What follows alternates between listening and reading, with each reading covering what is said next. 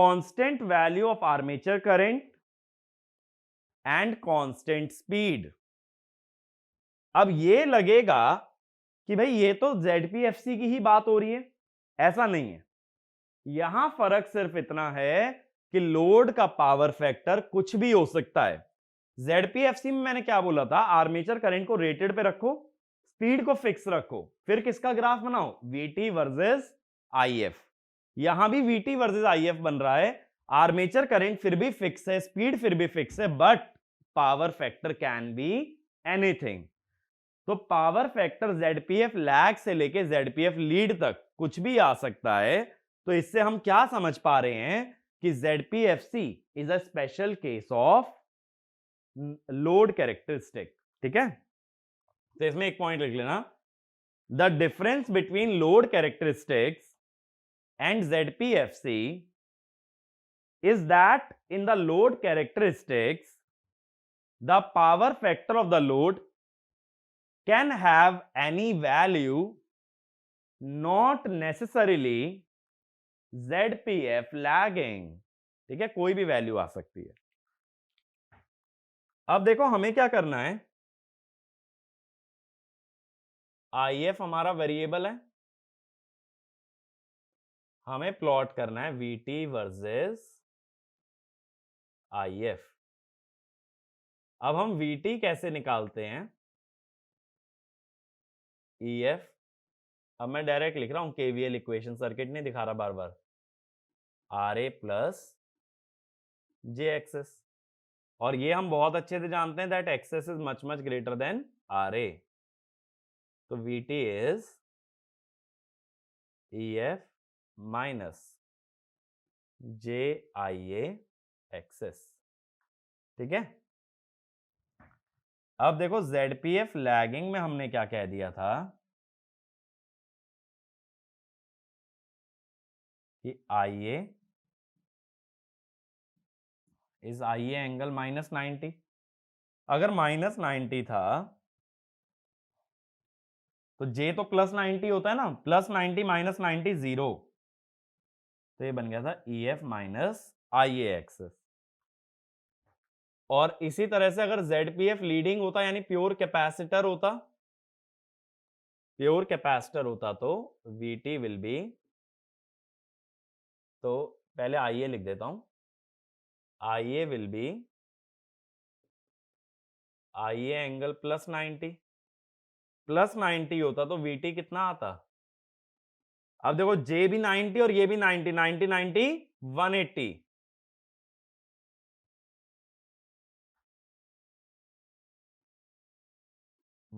का मतलब minus sign, minus minus plus, तब ये प्लस IA एक्सेस होता। यानी लीडिंग पे EF से बड़ी वैल्यू मिल रही है और लैगिंग पे EF से छोटी वैल्यू मिल रही है। और ऐसा होता ही है क्योंकि हम ये जानते हैं वोल्टेज रेगुलेशन लैगिंग पे पॉजिटिव होती है, लीडिंग पे नेगेटिव। पॉजिटिव वोल्टेज रेगुलेशन का मतलब, वोल्टेज रेगुलेशन थी EF माइनस VT, पॉजिटिव का मतलब EF greater than VT, negative का मतलब EF लेस देन VT। बात समझे, पॉजिटिव वोल्टेज रेगुलेशन माने no load voltage greater than full load यानी EF greater than VT, negative माने VT ग्रेटर देन EF। तो पॉजिटिव लैगिंग पे मिलती है यानी लैगिंग पे EF VT से बड़ा होता है या VT EF से छोटा होता है। लीडिंग पे नेगेटिव मिलती है यानी VT EF से बड़ा होता है। तो यही तो हो रहा है, लीडिंग पे VT बड़ा आ रहा है और लैगिंग पे VT छोटा आ रहा है। तो अब क्या होता है, देखो ये VT वर्सेस IF का हम एक ग्राफ बनाते हैं जिसमें कि हम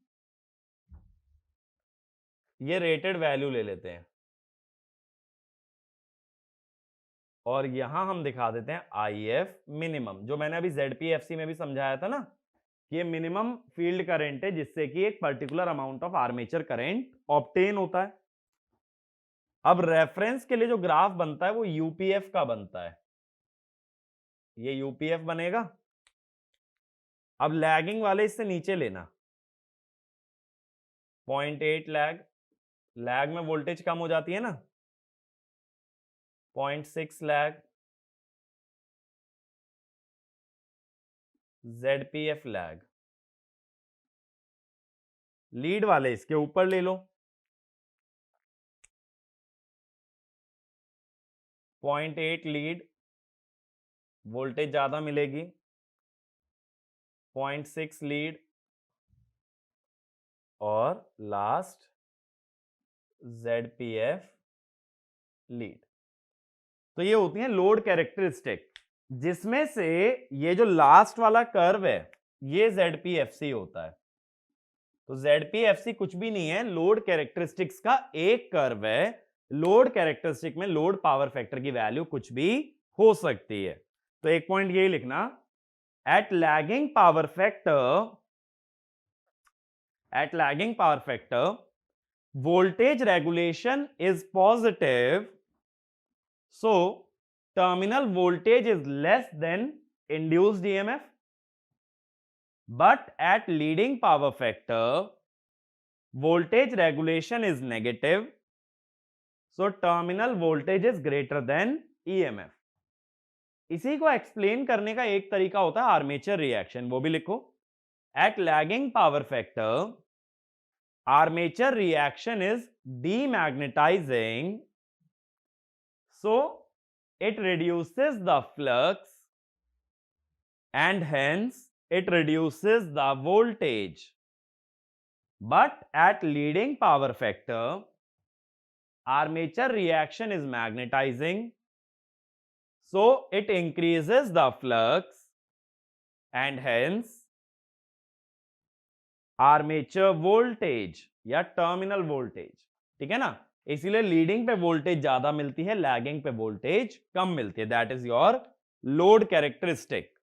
यही कर्व हमने डीसी जनरेटर में ही बनाया था, वीटी वर्सेस आईएफ का, उसको वहां भी लोड कैरेक्टरिस्टिक बोला था। बस वहां फर्क ये था कि ऐसे पावर फैक्टर नहीं था, क्योंकि डीसी था ना, पावर फैक्टर तो एसी में डिफाइंड होता है। अब अगला लिखो, नेक्स्ट एक्सटर्नल कैरेक्टरिस्टिक। याद करो मैंने डीसी जनरेटर के अंदर अलग अलग कंस्ट्रक्शन का कंपैरिजन भी करवाया था एक्सटर्नल कैरेक्टरिस्टिक का। तब मैंने एक ही चीज बोली थी कि एक्सटर्नल कैरेक्टरिस्टिक मोस्ट इंपॉर्टेंट होती है, और किसके बीच में होती है, वीटी और आईएल के। तो इसमें लिखना, it is a curve between VT and आईए। यहां तो लोड करंट आईए ही है ना, डीसी जनरेटर की तरह नहीं है कि कुछ फील्ड में भी जा रहा है। फील्ड वाइंडिंग में जाने वाला करंट एक अलग ही सोर्स से आता है, जैसे सेपरेटली एक्साइटेड मशीन होती है। तो यहां फील्ड वाइंडिंग के लिए अलग सोर्स लगा है। तो यहां जो लोड में करंट जाता है that is your armature current, इसीलिए मैंने आईएल ना लिखवा के आईए लिखवाया है। Plot between terminal voltage and armature current with a field current and speed remaining constant, field current and speed remaining constant। ठीक है, अब देखो इसके अंदर ना दो तीन केसेस बनाने पड़ते हैं हमें। पहली बात तो देखो मैं क्या बोल रहा हूं कि IF कांस्टेंट है और N कांस्टेंट है। N कांस्टेंट होने से फ्रीक्वेंसी कांस्टेंट हो गई। अब EMF होता है 4.44 F NPH 5 KW, तो ये भी कांस्टेंट हो गया। अब हम क्या कह सकते हैं कि इसके अंदर हमें जब वोल्टेज वर्सेस आईए बनाना है तो EMF को कांस्टेंट लेके चलना है। अब देखो क्या क्या पॉसिबिलिटीज हो सकती हैं। मान लो मैंने EMF लिया, ठीक है, ये VT है, या सपोज ये मैंने IA लिया, लैग। तो VT की इक्वेशन सिंपली क्या होती है, अगर RA को इग्नोर कर दो, EF माइनस JIA एक्सेस। ठीक है, तो माइनस J का मतलब है 90 डिग्री क्लॉकवाइज, इस टाइप से। तो IA एक्सेस माइनस जे का मतलब है -90 ना, तो 90 डिग्री क्लॉकवाइज, तो ये बन जाता है VT। तो VT EMF से छोटा आ रहा है। अब ऐसे अगला केस ले लो UPF का। EMF को सेम रखना है। ये है अपना IA, हमें -JIA एक्सेस करना है। एक सेकेंड, IA जो है ना, अब ऐसा मत सोचना कि EF के सेम फेज में लेना चाहिए, ये बात पे ध्यान देना। EMF के सेम फेज पे नहीं लोगे। मान लो ये आ गया IA एक्सेस, तो ये बन जाएगा यहां से VT। अब देखो VT और IA सेम फेज में आ गए ना। अब लास्ट केस बनता है लीडिंग। लास्ट केस क्या बनता है? लीडिंग।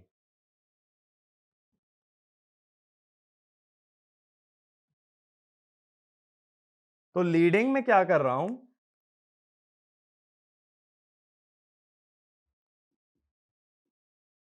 यहां से IA ले लो। अब -J का मतलब है 90 डिग्री क्लॉकवाइज।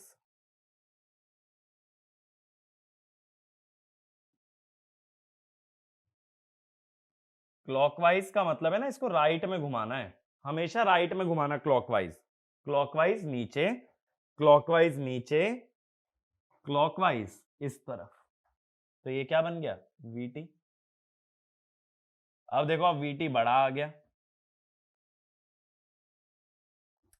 तो इससे क्या समझे? इससे हम लोग को एक चीज समझ में आती है, वो ये होती है कि अगर लैगिंग और यूनिटी पावर फैक्टर की बात करें तो VT EMF से छोटा आएगा, और लीडिंग पावर फैक्टर की बात करें तो VT EMF से बड़ा आता है। इसको समझने का एक और तरीका है, लैगिंग पावर फैक्टर में आर्मेचर रिएक्शन डीमैग्नेटाइजिंग होता है, तो वो टर्मिनल वोल्टेज को कम कर देता है। लीडिंग पावर फैक्टर में आर्मेचर रिएक्शन मैग्नेटाइजिंग होता है, तो वो टर्मिनल वोल्टेज को बढ़ा देता है। तो ये दो रीजन से हम लोग कह सकते हैं कि एक जगह VT ज्यादा आता है और एक जगह कम। तो इसमें लिखना, at lagging and unity power factor terminal voltage is less than the induced EMF, but at leading power factor the terminal voltage is greater than induced EMF. अगला point, at lagging power factor armature reaction is demagnetizing in nature, so it reduces net flux and hence the terminal voltage. But at leading power factor armature reaction is magnetizing in nature and hence it increases net flux and terminal voltage. ठीक है, इतनी बात मेरी clear हुई। अब इसके अलावा देखो क्या करते हैं, एक मैं केस लेता हूं ZPF लैगिंग का, तो मैं VT को लिख या EF को लिखता हूं VT एंगल 0, ZPF लैगिंग है माने IA का एंगल क्या होगा? -90 इंटू एक्सेस, यहां से सॉरी VT प्लस। अब J इंटू -90, J है +90 -90 इज 0। अब देखो इस टर्म का एंगल 0 था, इसका भी J और -90 कट के एंगल क्या आ गया? 0। तो EMF का एंगल भी बन गया 0।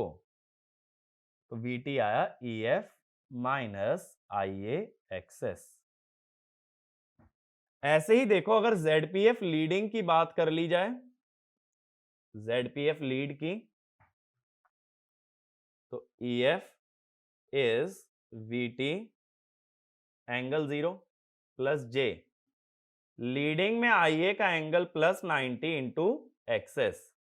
90 90 180, 180 का मतलब माइनस साइन, अगेन देखो इस टर्म के साथ कोई एंगल नहीं है, तो ईएमएफ का एंगल 0 ही बन रहा है। तो वीटी कितना आ गया यहां से, ईएफ प्लस आईए एक्सेस। दोनों ही केसेस में वीटी वर्सेस आईए, वीटी वर्सेस आईए लीनियर आने वाला है, और यहां पे स्लोप क्या आएगा, माइनस एक्सेस। यहां वीटी वर्सेस आईए अगेन लीनियर आने वाला है, और स्लोप क्या आएगा, प्लस एक्सेस। बट ये दो ही पावर फैक्टर लिए हैं अभी तक मैंने, ZPF लैग और ZPF लीड। पावर फैक्टर तो और भी हो सकते हैं ना, 0.8 लैग, 0.6 लैग, 0.8 लीड, 0.6 लीड, सभी पावर फैक्टर पॉसिबल हैं। बस मैं क्या बता रहा हूं कि 0 पावर फैक्टर पे एक्सटर्नल कैरेक्टरिस्टिक आती हैं लीनियर। तो ये वाला पॉइंट लिखना, for 0 power factor load whether lag और lead, the external characteristics are linear, but for lagging it is a decreasing curve, and for leading it is an increasing curve. अब देखो क्या होता है, जब VT वर्सेस IA का graph बनाना है किसी भी जनरेटर के लिए, सबसे इंपॉर्टेंट कैरेक्टरिस्टिक उसकी एक्सटर्नल कैरेक्टरिस्टिक ही होती है, ये बात अच्छे से ध्यान रखना।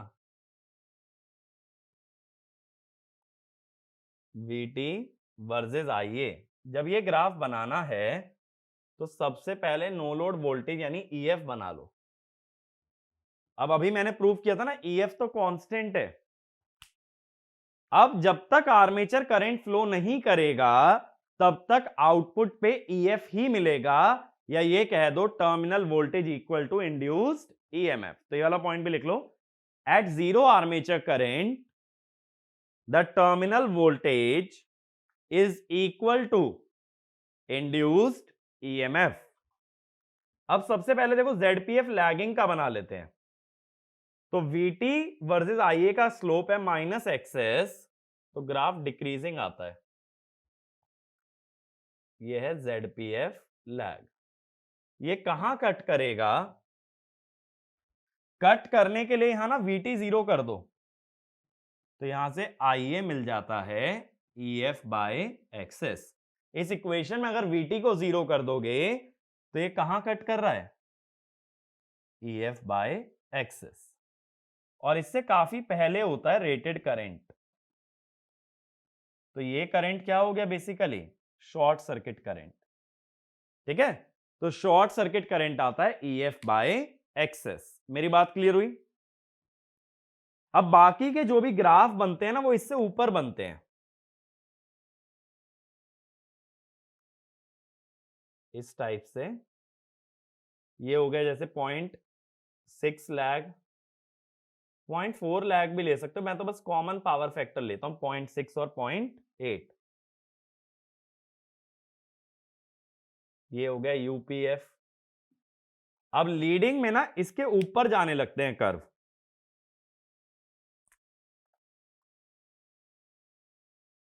पॉइंट 8 लीड, 0.6 लीड, और ZPF लीडिंग जो है वो एक लीनियर कर्व है इंक्रीजिंग, तो ये हो गया ZPF लीड। तो ये एक्सटर्नल कैरेक्टरिस्टिक्स हो जाती हैं VT वर्सेस IA। और शॉर्ट सर्किट करंट सेम रहता है, ऐसा इसलिए देखो, अगर एक सिंपल सा सर्किट बना लें, ये EMF है जो कि है कांस्टेंट, और ये है J एक्सेस।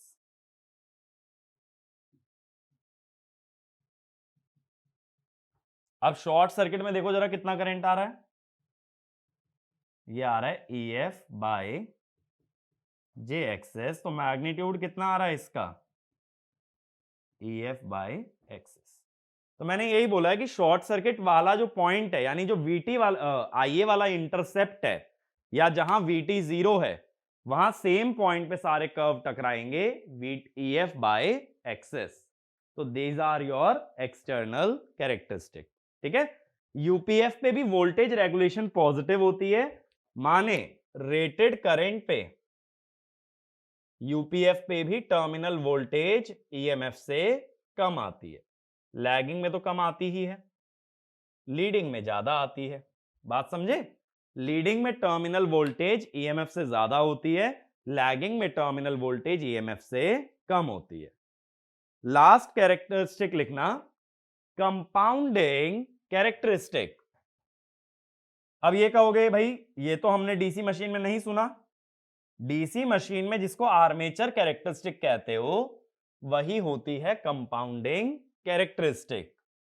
तो इसमें लिखना, it is a curve between field current and armature current as armature current is varied at a constant terminal voltage। ठीक है, IF और IA के बीच का ग्राफ बनाना है, लेकिन क्या कांस्टेंट रखना है? VT।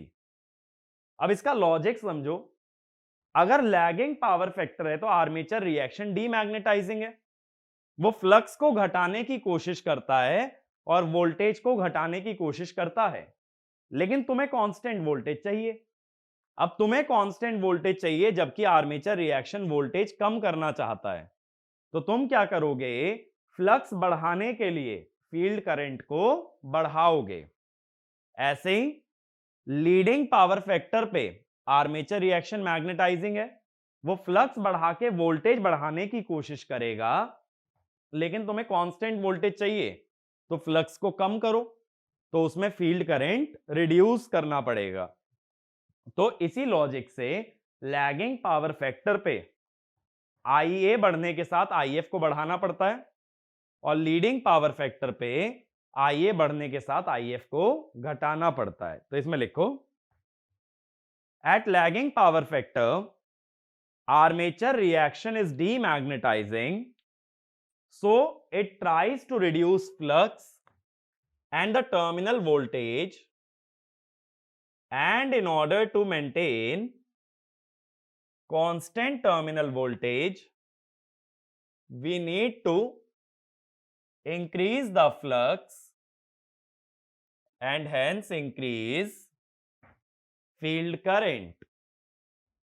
Next point, at leading power factor armature reaction is magnetizing and hence it tries to increase the flux and the voltage. So in order to maintain constant voltage we need to reduce the flux and hence reduce field current। ठीक है, अब देखो ये तो है अगर armature reaction होता ही नहीं तब तुम्हें कितना फील्ड करंट चाहिए होता बिना आर्मेचर रिएक्शन के, जिसको IF रेटेड भी कहते हैं। मैंने ये बताया था ना, रेटेड वोल्टेज के लिए जितना फील्ड करंट लगता है एट नो लोड उसे IF रेटेड कहते हैं। चेक करो, OCC में डेफिनेशन भी लिखवाया है। अब मैंने बोला लैगिंग में आर्मेचर रिएक्शन घटाने की कोशिश करता है, इसीलिए हमें फील्ड करंट को बढ़ाना पड़ता है। तो जैसे 0.8 लैग, 0.6 लैग, और हम जानते हैं ZPF में आता है ग्राफ लीनियर। यूपीएफ वाला जो ग्राफ है ना वो भी ऊपर से जाता है बहुत हल्का, क्योंकि यूनिटी पावर फैक्टर का ना हर एक कर्व हमेशा लैगिंग की तरह ही बिहेव करता है, लेकिन लीडिंग में हम घटाएंगे। 0.8 लीड, 0.6 लीड, और ZPF में ग्राफ लीनियर। ZPF लीडिंग, ठीक है। तो ZPF लीडिंग में ग्राफ हमारा लीनियर आ जाता है। अब वो अलग बात है कि बिना IF के IA को ला पाना इम्पॉसिबल है, तो ये ग्राफ एक्चुअल में एक्स एक्सिस पे कभी नहीं टकराते हैं, ठीक है। ये तो हाइपोथेटिकल है, तो यहां से डॉटेड भी बना सकते हो ऐसे कि ऐसे एक्सटेंड कर लिया है, ठीक है। वरना बिना IF के EF ही नहीं बनेगा और बिना EF के IA तो आ नहीं सकता। तो ये सारे कर्व होते हैं जो कि हम लोग डिफाइन करते हैं एक सिंक्रोनस जनरेटर के लिए। और अगर प्रैक्टिकल पॉइंट ऑफ व्यू से मैं बात करूं कि आगे चल के कौन से कर्व काम आते हैं, OCC, SCC, ZPFC, ये 3 कर्व बहुत काम आते हैं। और अगर जनरेटर के practical uses point of view से देखें, कंज्यूमर पॉइंट ऑफ व्यू से देखें, तो उसके लिए मोस्ट इंपॉर्टेंट कर्व होगा हमेशा एक्सटर्नल कैरेक्टरिस्टिक्स, क्योंकि उसे जानना है वोल्टेज और करंट में क्या रिलेशन है।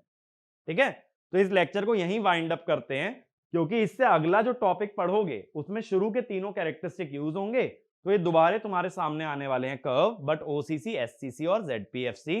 तो इसको कंसेप्चुअल पॉइंट ऑफ व्यू से बस एक बार तैयार करना और ये समझने की कोशिश करो कैसे मैंने आर्मेचर रिएक्शन से हर एक ग्राफ को रिलेट किया है। क्योंकि क्या होगा अगर कभी एग्जाम में 1 मार्क में कर्व पहचानने आ गया कि ये कर्व किसका है, एक्सटर्नल है कि ये लोड कैरेक्टरिस्टिक है, सेकेंडली ये लैगिंग है या लीडिंग है, तो लॉजिकली उसे सॉल्व कर सकते हो, ग्राफ रटने की जरूरत नहीं है। तो इसीलिए एक बार जब भी इसे रिवाइज करते हो तो ये देखना कि ग्राफ डिराइव कैसे हुए थे। इतना समझ जाओगे तो एग्जाम में ग्राफ का आंसर तुरंत दे भी सकते हो। ठीक है, तो इस लेक्चर को यहीं वाइंड अप करते हैं, अगले लेक्चर में बात करेंगे इन कर्व के यूजेस की। Thank you.